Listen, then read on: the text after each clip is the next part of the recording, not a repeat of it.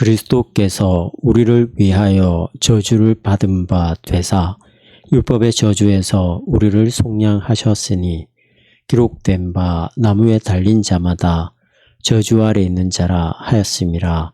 신명기 21장 23절.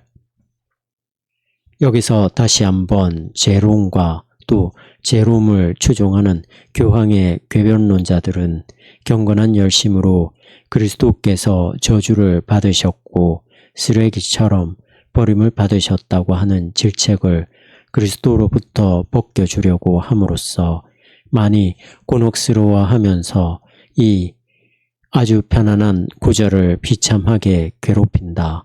그들은 다음과 같은 방식으로 이 억구를 변화시킨다. 바울은 여기서 진지하게 말하지 않았다. 그러므로 그들은 아주 악하게도 바울의 성경 말씀이 스스로 부합하지 않는다고 단정하고 있는 것이다.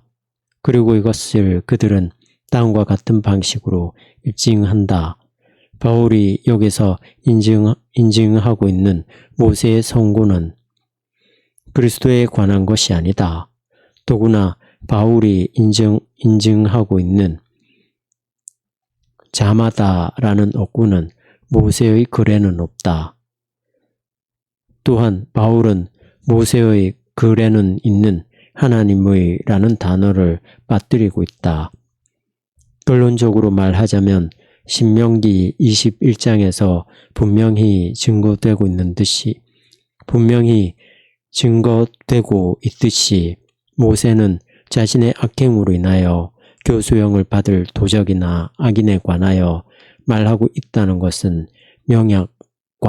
간화하다.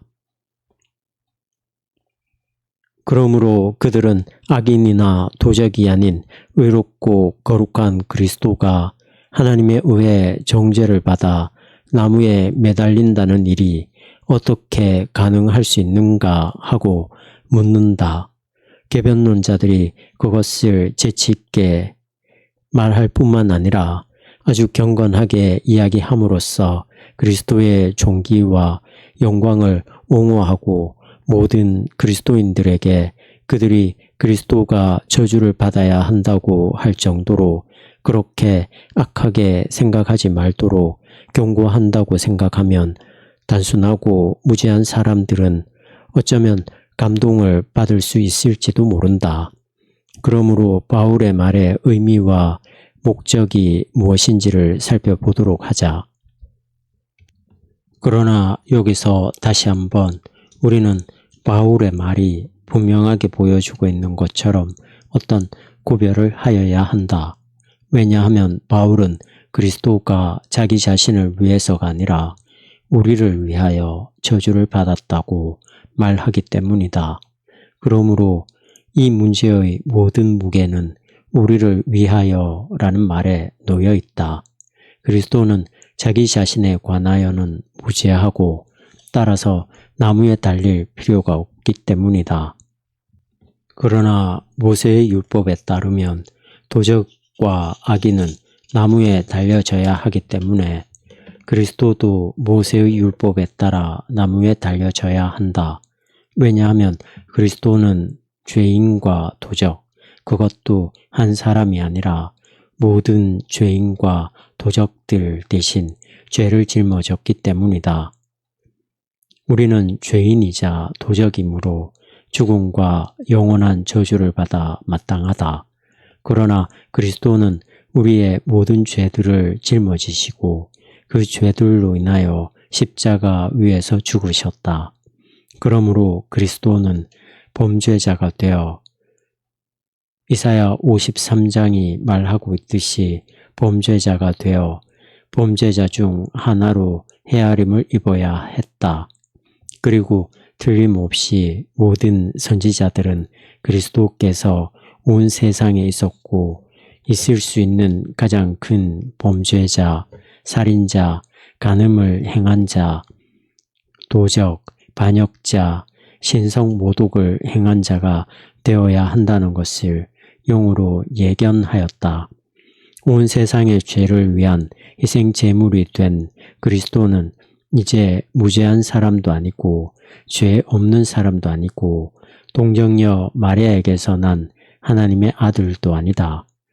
그는 신성 모독을 행한 압제자이며 핍박자였던 바울의 죄, 그리스도를 부인한 베드로, 간음을 행한 살인자였고 이방인들로 하여금 여호와의 이름을 욕되게 하게 한 다윗의 죄를 짊어진 죄인, 간단히 말해서 자기 육신의 모든 인간의 모든 죄들을 짊어진 죄인으로서 자신의 피로써 그 죄들에 대해 보속하였다. 그러므로 모세의 이 일반적인 선고는 그리스도를 포함한다.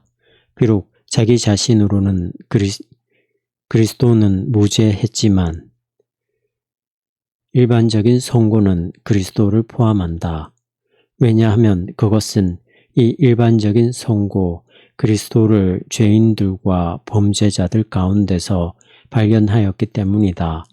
마치 그리스도는 결코 죽음에 해당하는 어떤 죄를 범하지 않았지만 재판관은 그를 다른 도적들 가운데서 발견한 도적으로 체포하여 처벌하듯이 이제 그리스도는 죄인들 가운데 발견되었을 뿐만 아니라 자신의 의지와 아버지의 뜻에 따라 죄인들의 친구가 될 것이었고 죄인들과 범죄자들이었던 사람들, 온갖 종류의 죄에 빠져있던 사람들의 살과 피를 짊어질 것이었다. 그러므로 율법이 그리스도를 도적들 가운데서 발견했을 때 율법은 그를 도적으로 정죄하고 죽였다. 교황의 개변론자들은 그리스도를 죄와 죄인들로부터 구별해 놓고 오직 그리스도를 우리가 따라야 하는 모범으로만 제시함으로써 그리스도에 관한 이러한 지식과 진정으로 하늘에 속한 위로, 즉 그리스도는 우리를 율법의 저주로부터 속량하기 위하여 우리를 위하여 저주를 받으셨다는 것을 망쳐놓는다. 이렇게 함으로써 그들은 그리스도를 우리에게 무익한 것으로 만들 뿐만 아니라 우리의 죄에 대하여 화를 내고 죄인들을 정죄하는 심판자와 독재자로 만들어버린다. 그러나 우리는 그리스도가 우리의 살과 피로 둘러져 있듯이 우리의 죄와 악행과 죽음과 모든 악들로 둘러져 있다는 것을 알아야 한다. 그러나 어떤 사람들은 이렇게 말할 것이다. 하나님의 아들을 저주받은 죄인이라고 말하는 것은 너무 터무니없이 비방하는 것이다. 이에 대해 나는 이렇게 대답한다. 그대가 그리스도가 죄인이고 저주받았음을 부인하고자 한다면 그분이 고난을 받고 십자가에 못 박혀 돌아가셨다는 것도 부인하라. 왜냐하면 하나님의 아들, 우리의 믿음이 고백하고 주장하듯이 하나님의 아들이 십자가에 못 박혀서 죄와 죽음의 고통을 맛본다고 말하는 것은 그분이 죄인이며 저주를 받았다고 말하는 것 못지않게 터무니없는 말이기 때문이다. 그러나 그리스도께서 두 강도 사이에서 십자가에 못 박히셨다는 것을 고백하고 믿는 것이 불합리하지 않다면 그분이 저주를 받았고 모든 죄인들 가운데서 가장 큰 죄인이었다고 말하는 것도 불합리하지 않다. 바울의 이 말은 빈말이 아니다. 그리스도께서 우리를 위하여 저주를 받으셨다. 하나님이 죄를 알지도 못하신 자로 우리를 대신하여 죄를 삼으신 것은 우리로 하여금 저의 안에서 하나님의 의가 되게 하려 하심이니라. 고린도후서 5장 21절. 마찬가지로 세례 요한은 그리스도를 하나님의 어린 양, 요한복음 1장 29절, 하나님의 어린 양으로 부르고 있다. 그리스도는 흠없고 점없는 하나님의 어린 양이기 때문에 진실로 무죄하다. 그러나 그는 세상 죄를 짊어지셨기 때문에 그의 무죄함은 온 세상의 죄로 지워져 있다. 나와 그대와 우리가 어떤 죄를 범했든지 또는 앞으로 범하든지 그것들은 마치 그리스도께서 그 죄들을 범한 양 진실로 그리스도 자신의 죄이다. 간단히 말하자면 우리의 죄들은 그리스도 자신의 죄가 되어야 한다. 그렇지 않는다면 우리는 영원히 망할 것이다. 바울과 선지자들이 아주 극명하게 우리에게 전해준 그리스도에 관한 이러한 참된 지식을 악한 계변론자들은 어둡게 만들었고 훼손시켰다. 이사야는 그리스도에 관하여 이렇게 말한다. 여호와께서는 우리 무리의 죄악을 그에게 담당시키셨도다. 이사야 53장 6절. 우리는 이 말씀을 있는 그대로의 의미로 받아들여야 하며 그 의미를 축소시켜서는 안 된다. 하나님께서는 선지자의 말을 통해 장난을 하시는 것이 아니라 진지하고 커다란 사랑으로 말씀하고 계시기 때문이다. 즉 하나님의 어린 양 그리스도는 우리 모두의 죄악을 짊어질 것이라고 말이다. 그러나 무엇을 짊어지는가? 계변론자들은 대답한다. 벌받아야 할 것, 아주 좋다. 그러나 어째서 그리스도께서 벌을 받는가? 그리스도가 죄를 짊어졌기 때문이 아닌가? 그리스도께서 죄를 짊어지셨다고 성령은 시편 40편 12절에서 증거한다. 무수한 재앙이 나를 둘러싸고 나의 죄악이 내게 미침으로 우러러볼 수도 없으며 죄가 나의 머리털보다도 많으므로 또한 시편 41편 4절과 69편 5절도 마찬가지이다.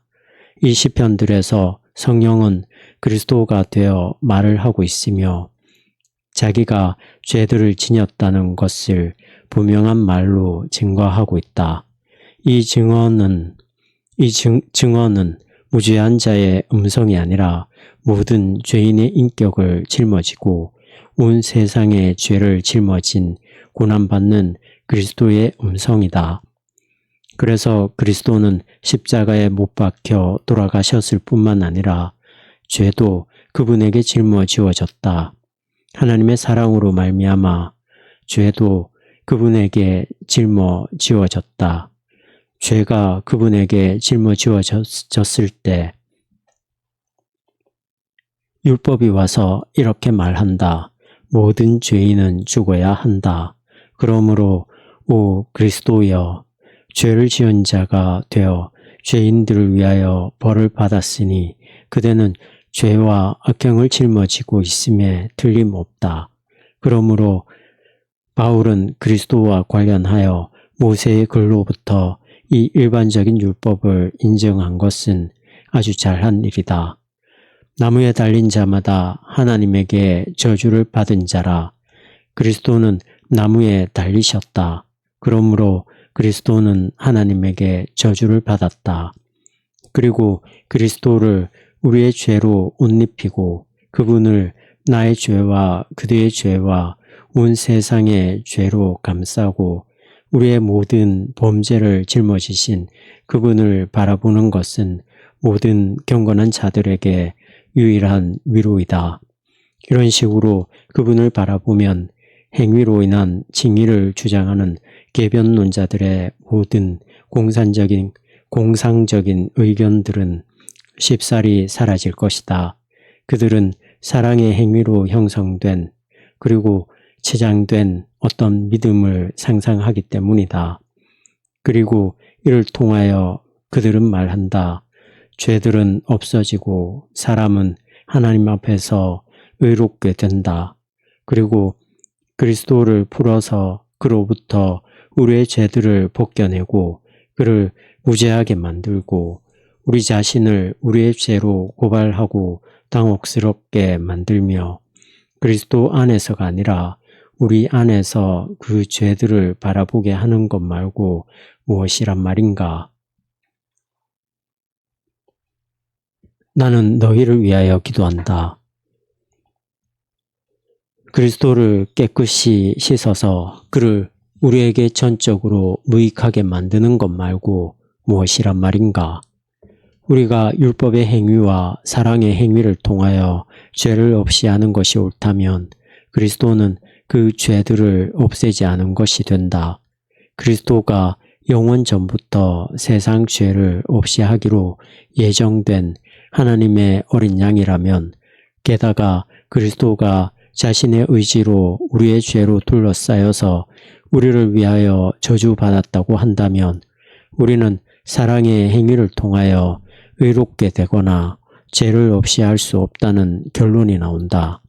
하나님은 우리의 죄를 우리에게가 아니라 자기 아들 그리스도에게 짊어지게 하셨기 때문에 그 벌을 짊어지신 그분은 우리의 평화이시며 그가 채찍에 맞음으로 우리가 나음을 입을 수 있었다. 이사야 53장 5절. 그러므로 그 죄들은 우리에 의해 없어질 수 없다. 이것을 모든 성경은 증거하고 있다. 그리고 우리도 그리스도인의 신앙의 신조로서 동일한 것을 고백한다. 나는 우리를 위하여 고난받으시고 십자가에 못 박혀 돌아가신 하나님의 아들 예수 그리스도를 믿는다. 그러므로 복음의 가르침, 이것은 다른 모든 것보다 가장 감미롭고 뛰어난 위로로 가득 차 있다. 복음의 가르침은 우리의 행위나 율법의 행위에 관하여서는 아무것도 말하지 않고 우리 가치 없고 상실된 사람들을 향하신 하나님의 영원할 수 없고 측량할 수 없는 자비와 사랑에 관하여서만 말하고 있는 것처럼 보인다. 즉, 우리의 가장 자비로우신 아버지께서는 우리가 율법의 저주로 압제받고 짓눌리며 짓밟히면서도 우리 자신의 힘으로 율법의 저주로부터 빠져나올 수 없는 모습을 보시고 자신의 독생자를 세상에 보내어 그에게 모든 인간의 모든 죄를 담당시키시고 이렇게 말씀하셨다는 것이다. 너는 주를 부인한 베드로, 핍박자이며 신성모독을 행한 자이며 잔혹한 압제자였던 바울, 간음을 행한 다윗, 낙원에서 사과를 먹은 저 죄인, 십자가에 달린 저 강도, 그리고 간단히 말해서 그대 모든 인간들의 죄들을 범한 자이다. 그러므로 너는 그 죄들을 갖고 보속한다는 것을 알라. 여기에 이제 율법이 와서 말한다. 나는 그를 죄인으로 발견한다. 그는 모든 사람들의 죄를 짊어졌기 때문에 나는 그에게서만 죄를 본다. 그러므로 그는 십자가 위에서 죽어야 한다. 그래서 율법은 그에게 죄를 정하여 그를 죽인다. 이렇게 함으로써 온 세상은 모든 죄로부터 깨끗게 되고 죽음과 모든 악으로부터 건져진다. 이제 죄와 죽음은 바로 이 한 사람에 의해 폐기되었기 때문에 우리는 하나님을 믿기만 한다면 온 세상에서 아무 죄도 보지 않고 단지 깨끗게 됨과 의만을 볼 것이다. 그리고 어떤 죄가 남아있다고 한다면 그리스도 안에 있는 큰 영광을 인하여 하나님은 그 죄들을 인식하지 않을 것이다. 따라서 우리는 율법과 행위에 의해 대항하여 그리스도의 의라는 신조를 찬양하여야 한다. 그 의에 측량할 수 없는 위대함은 어떠한 말로도 풍부하게 표현할 수 없다. 그러므로 바울이 이곳에서 다루고 있는 논지는 다른 무엇보다도 율법에 의해 대항하여 가장 강력하다. 왜냐하면 그것은 다음과 같은 무적의 반론을 담고 있기 때문이다. 즉, 온 세상의 죄들이 한 사람 예수 그리스도 안에 있다면 그 죄들은 이 세상에 있지 않다. 그러나 그 죄들이 예수 그리스도 안에 없다면 그 죄들은 여전히 세상에 있다. 또한 그리스도께서 우리 모두가 범한 모든 죄들로 인하여 죄인으로 되었다고 한다면 우리는 우리 스스로 또는 우리 자신의 행위나 공로로서가 아니라 그리스도로 말미암아 모든 죄로부터 완전히 구원받는다. 그러나 그리스도가 무죄하고 우리의 죄를 짊어지지 않았다고 한다면 우리는 그 죄들을 짊어지고 그 죄들 가운데서 저주를 받고 죽을 것이다. 우리 주 예수 그리스도로 말미암아 우리에게 이김을 주시는 하나님께 감사하노니. 고린도전서 15장 57절. 율법의 이중적 사용에 관하여. 여기서 우리는 율법의 이중적 사용이 있다는 것을 이해하여야 한다. 하나는 시민적인 사용이다. 하나님은 시민법, 곧 범죄들을 처벌하는 모든 법들을 예정하셨다. 그러므로 모든 법은 죄를 억제하기 위하여 있다. 법이 죄를 억제한다면 그것은 사람을 의롭게 만드는가? 아니, 전혀 그렇지 않다. 내가 살인하지 않고 간음하지 않고 도적질하지 않는다고 해서 또는 내가 다른 죄들을 피한다고 해서 나는 그러한 것을 기꺼이 또는 미덕에 대한 사랑에서 하는 것은 아니다. 나는 감옥과 칼과 사형 집행인을 두려워한다. 이러한 것들은 끈과 사슬로서 사자나 곰이 닥치는 대로 물어뜯고 삼키지 못하도록 속박하듯이 내가 범죄하지 않도록 나에게 재갈을 물리고 속박한다. 그러므로 죄를 억제하는 것은 의가 아니며 오히려 의롭지 않음을 드러내는 것이다. 미친 짐승 또는 야생동물이 닥치는 대로 모든 것을 파괴하지 않도록 하기 위하여 그 짐승들을 묶어놓듯이 율법은 미쳐 날뛰는 사람을 그가 자신의 욕구에 따라 범죄하지 않도록 재갈 물린다. 이러한 억제는 그렇게 할 필요가 있는 그들, 그리스도가 없는 모든 사람들이 그러하다.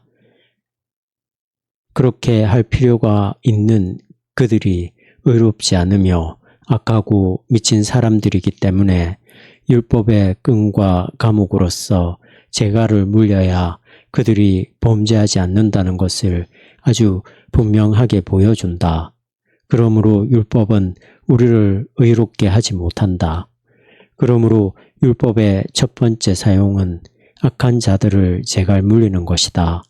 마귀가 온 세상을 지배하고 사람들로 하여금 온갖 무시무시한 악한 일들을 저지르도록 하고 있기 때문이다. 그러므로 하나님은 재판관들, 부모, 교사, 율법, 속박, 모든 시민법령을 예정하였는데 이는 그것들이 더 많은 것은 못할지라도 적어도 마귀의 손을 묶어서 그가 자신의 종들 속에서 자기의 욕구를 따라 날뛰지 못하게 하기 위함이다. 그러므로 귀신 들린 자들, 그 안에서 마귀가 강력하게 지배하는 자들이 다른 사람을 해치지 못하도록 그들을 끈과 사슬로 묶어놓듯이 마귀에게 사로잡혀서 온갖 종류의 악한 일들을 자행하는 세상에도 재판관이 자신의 끈과 사슬을 가지고 존재한다. 즉 마귀가 모든 악행을 저지르지 않도록 하기 위하여 자신의 법으로 그의 손발을 묶는다는 말이다. 그리고 그가 이런 식으로 해도 재갈 물려지지 않으면 그는 자신의 머리를 잃게 된다. 이러한 시민적 제재는 매우 필요한 것으로서 공공의 안녕을 위해서와 마찬가지로 모든 것들의 보존을 위하여 그리고 특히 복음의 전파가 잔인무도한 사람들의 소동과 소란으로 방해받지 않도록 하기 위하여 하나님에 의하여 명해졌다. 그러나 바울은 여기서 율법의 시민적 사용과 직무에 관하여 말하고 있지 않다. 그러한 것은 실제로 매우 필요하지만 우리를 의롭게 하지는 못한다. 그러므로 귀신 들린 또는 미친 사람은 자신의 손과 발이 묶여 있기 때문에 마귀의 함정으로부터 자유롭지 않고 그의 정신이 온전하지 않듯이 세상은 외적인 악과 악행으로부터 율법에 의해 제갈 물려 있긴 하지만 여전히 의롭지 않고 악을 계속 자행한다. 이러한 제재는 세상이 약하며 잔인무도하고 세상의 왕인 마귀에 의해 온갖 종류의 악들이 자행되고 있음을 분명히 보여준다. 그렇지 않다면 세상은 범죄하지 않도록 율법으로 제갈 물릴 필요가 없을 것이다. 율법의 또 다른 사용은 신학적 또는 영적 사용이다. 이것은 바울이 말하고 있듯이 범죄를 더하는 것이다. 즉 사람에게 그의 죄, 그의 눈먼, 그의 비참함, 그의 불경건, 하나님에 대한 무지와 증오와 경멸, 죽음, 음부, 하나님의 심판과 마땅히 받아야 할 진노를 알려준다. 이 사용에 대하여 사도는 로마서 7장에서 두드러지게 역설한다. 이것은 외식하는 자들과 궤변론자들과 신학자들, 율법의 의나 그들 자신의 의에 관한 견해 속에서 행하는 사람들에게는 전혀 알려져 있지 않다. 그러나 하나님이 사람들을 당연히 교만하게 만들고 스스로 하나님을 고도로 기쁘시게 하고 있다고 생각하며 우쭐대는 이 괴물과 이 미친 짐승, 나는 의와 경건을 가장하고 있는 것에 대하여 말하고 있다. 이 미친 짐승의 재갈을 물리고 때려잡을 목적으로 하나님은 모든 힘과 용기로서 이 괴물과 맞붙어서 쓰러뜨리고 철저히 그 괴물을 멸할 헤라클레스를 보내야 하였다. 즉 하나님은 시내산에서 율법을 수여하지 않을 수 없었다. 그것은 너무도 장엄하고 무시무시한 광경이어서 모든 사람들은 공포로 몸을 떨었다. 출애굽기 19, 20장. 이것은 율법의 고유한 사용이자 주된 사용으로서 매우 유익하고 꼭 필요하다. 복음서에 나와 있는 바리새인처럼 어떤 사람이 살인도 안 했고 간음도 안 했으며 도적질도 안 했고 겉으로 아무런 죄도 범하지 않았다고 한다면 그는 자기가 의롭다고 할 것이다. 그는 마귀에게 쉬었기 때문이다.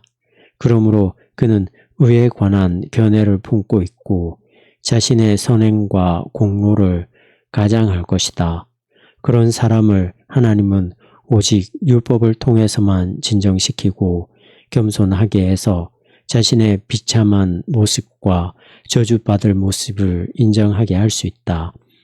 그것은 완악하고 무감각한 위선자들을 쳐서 가루로 만드는 죽음의 망치이며 음부의 천둥이며 하나님의 진노의 번개이기 때문이다.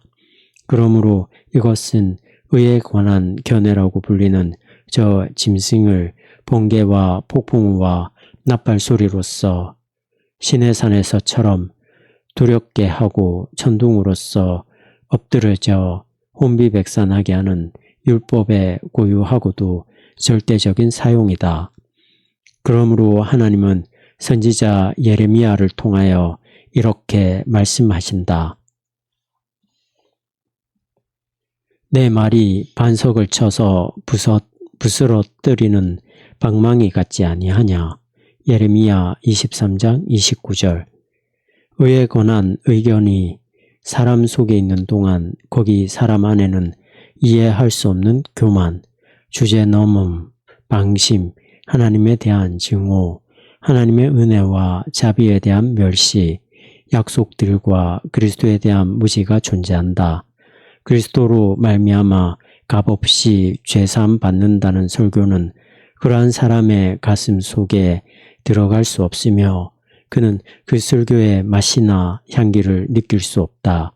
왜냐하면 그 가슴을 둘러싸고 있는 저 막강한 반석이자 단단한 벽인 의의 견해가 그 설교를 거부하기 때문이다.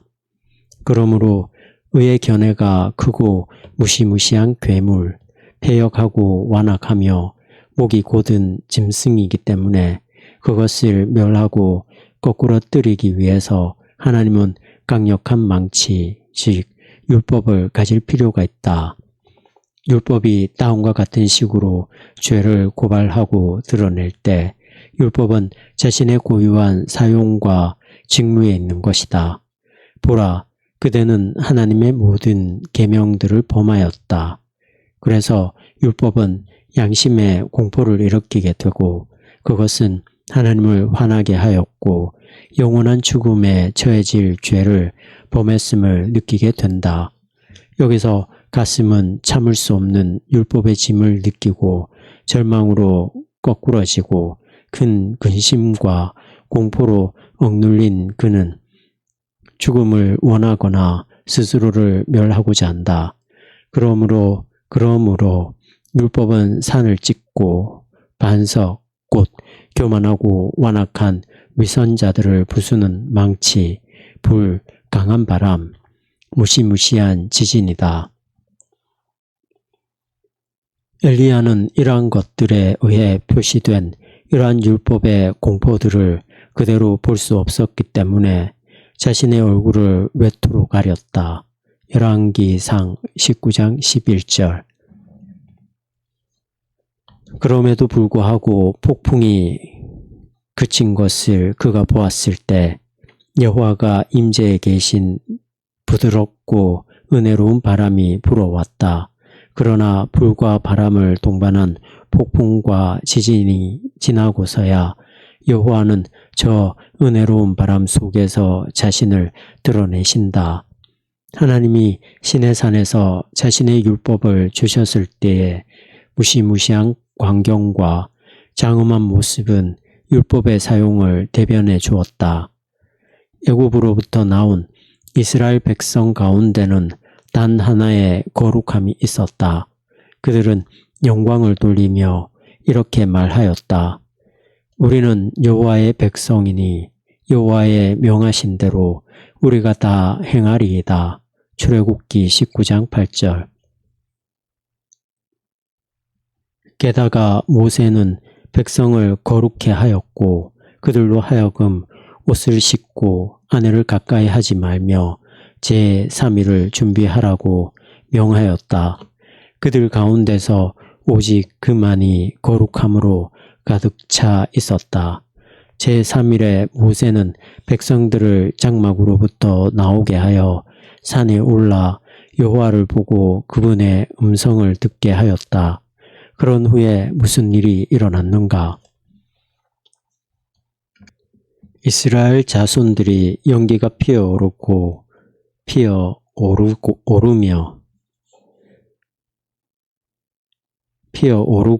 불에 타는 산의 무시무시한 광경과 검은 구름, 이 두터운 어두움을 가르며 번쩍거리는 번개를 보고 점점 더 크고 길게 들려오는 나팔 소리를 들었을 때, 게다가 그들이 천둥과 번개치는 소리를 들었을 때 그들은 두려워서 멀리 떨어져 서서 모세에게 말하였다. 우리가 다 기꺼이 할 것이니 하나님이 우리에게 말씀하지 말게 하소서. 우리가 죽을까 하나이다.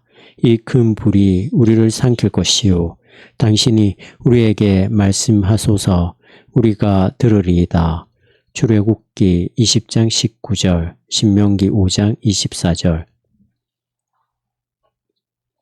그들이 자신을 깨끗게 한 것과 그들의 하얀 의복, 그들이 아내를 멀리한 것, 그들의 거룩함이 그들에게 무슨 유익이 있었는가? 아무 유익도 없었다. 그들 가운데 한 사람도 여호와의 임재, 그분의 위엄과 영광에 거할 수 없었다. 모두 놀라고 공포로 혼비백산해서 마치 마귀에게 쫓기듯이 달아나 버렸다. 하나님은 소멸하는 불이어서 어떠한 육체도 그 앞에 설 수 없기 때문이다. 그러므로 하나님의 율법은 스스로를 깨끗게 하고 의롭고 정결하며 순결케 한 사람들에게 처음으로 주어지고 들려졌던 저 신의 산에서 가졌던 직무를 자신의 고유하고 특유한 직무로 갖고 있다. 그럼에도 불구하고 율법은 저 거룩한 백성들로 하여금 자기 자신에 대한 비참함을 알도록 하였고 그들을 죽음과 절망으로 빠뜨리기까지 하였다. 어떠한 정결함도 어떠한 거룩함도 그들에게 도움이 될 수 없었고 그들 속에서 자기 자신의 깨끗이 못함, 무가치함, 죄, 하나님의 심판과 진노를 느꼈기 때문에 그들은 여호와의 면전에서 도망쳤고 거기 서서 그분의 음성을 들을 수 없었다. 그들은 말했다. 무릇 육신을 가진 자가 우리처럼 사시는 하나님의 음성이 불 가운데서 바람을 듣고 생존한 자가 누구니까? 이제 그들은 조금 전까지 했던 말과는 다른 말을 했다. 우리는 여호와께서 땅에 있는 모든 민족들 앞에서 자신의 특유한 백성으로 택하신 하나님의 거룩한 백성이다. 우리는 여호와께서 하신 모든 말씀을 행할 것이다.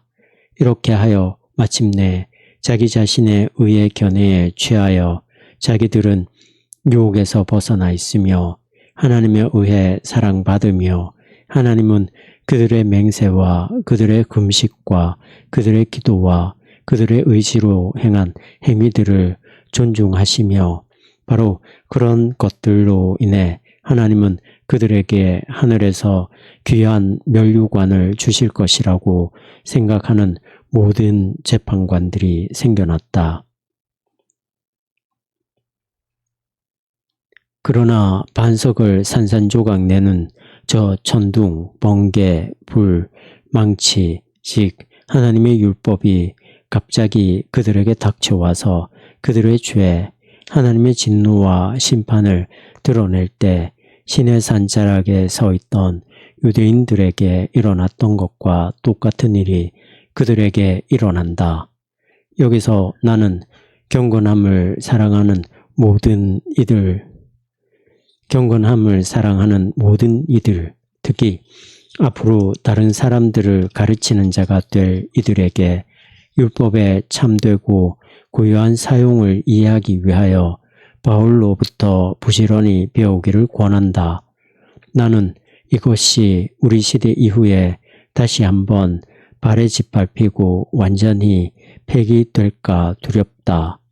우리가 아직 살아있어서 우리의 모든 부지런함을 다하여 율법과 복음의 직무와 사용을 표명하고 있는 지금에도 그리스도인으로 간주되는 사람들 가운데서조차도 우리와 더불어 복음을 고백하고 이런 것들을 올바르게 이해하는 사람은 매우 드물다. 분명히 그래야 함에도 불구하고 그렇다면 우리가 죽고 없어진 다음에는 무슨 일이 벌어질 것으로 그대는 생각하는가?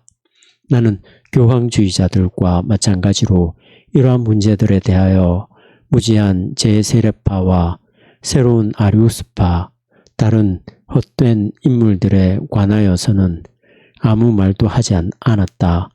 물론 그들은 정반대로 말하고 있지는 않다.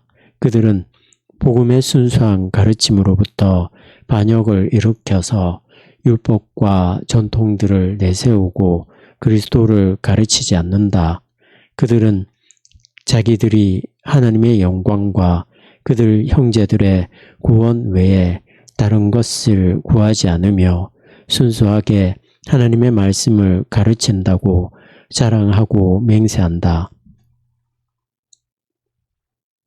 그러나 실제로는 그들은 하나님의 말씀을 혼잡하게 하고 다른 의미로 바꾸어 버림으로써 자기들이 꾸며낸 것들에 따라 들리게 만들어 버리고 있다. 그러므로 그리스도의 명목 아래에서 그들은 자신의 꿈을 가르치고 있고 복음의 명목 아래에서 다름 아닌 의식들과 율법들을 가르치고 있다. 그러므로 그들은 새로운 이름들과 새로운 행위들을 고안해낸 것을 제외하고는 수도사들, 율법의 행위자들, 의식의 교사들과 다름이 없고 여전히 그들을 계승하고 있다. 그러므로 율법이 무엇이며 율법의 참된 사용과 직무가 무엇인지를 이해하는 일은 결코 작은 문제가 아니다. 그리고 우리가 이러한 것들을 부지런히 그리고 충실하게 가르침으로써 우리는 우리 대적들이 우리를 그릇되게 비난하고 있는 것처럼 율법과 행위들을 거부하는 것이 아니라 율법을 세우며 율법의 행위를 필요로 하며 우리가 율법은 선하고 유익하지만 적절하게 사용될 때 그러하다고 말한다는 것을 분명하게 증언한다. 율법의 적절한 사용은 첫째로 시민적인 범죄들을 제갈물리는 것이요. 다음으로는 영적인 범죄들을 드러내고 더하는 것이다. 그러므로 율법은 하나님의 은혜와 의와 생명이 아니라 죄와 죽음과 하나님의 진노와 심판을 보여주고 드러내는 빛이기도 하다. 왜냐하면 시내산에서 천둥과 번개, 두텁고 검은 구름, 연기가 피어오르고 화염이 있는 언덕, 그 밖에 모든 무시무시한 광경이 이스라엘의 자손들을 기쁘게 하거나 떨쳐 일어나게 한 것이 아니라 그들을 두렵게 하고 놀라게 하였으며 그들의 모든 정결함과 거룩함으로도 구름 속에서 그들에게 말씀하시는 하나님의 임재 앞에 살아남을 수 없다는 것을 보여주었던 것처럼 율법도 진정 한 의미로 사용될 때 율법도 진정한 의미로 사용될 때 죄를 드러내고 진노를 불러오며 사람들을 고발하고 두렵게 함으로써 사람들을 절망에 빠뜨린다. 이것이 율법의 고유한 사용이며 여기에 율법의 목적이 있는 것으로서 율법은 이를 넘어서서는 안 된다. 이와는 반대로 복음은 두려워하는 마음들을 비춰주고 깨어나게 하며 위로하고 일으켜주는 빛이다. 왜냐하면 복음은 그들이 그리스도의 죽음으로 말미암아 저주, 즉 죄와 영원한 죽음으로부터 구원받으며 그리스도의 승리를 통하여 축복, 즉 은혜, 죄사함, 의와 영생이 그들에게 거저 주어진다는 것을 믿는다면 하나님이 그리스도를 인하여 죄인들, 아주 무가치한 사람들에게도 자비로우시다는 것을 보여주기 때문이다. 따라서 율법과 복음을 구별하여 우리는 그것들의 그 나름대로의 고유한 사용과 직무를 부여한다. 율법과 복음의 이러한 차이에 관해서는 수도사들과 교회 법주의자들, 학교의 성직자들의 책들에서는 아무런 것도 발견할 수 없다. 또한 옛 교부들의 책에서도 발견할 수 없다. 아우구스티누스는 어느 정도 이 차이를 이해하였고 그것을 보여주었다. 제롬을 비롯한 다른 이들은 그것을 알지도 못했다. 간단히 말해서 모든 학교와 교회에서 이 차이를 접하지 못한 세월이 기이할 정도로 오래되었다. 그리고 이것은 사람들의 양심에 커다란 위기를 초래하였다.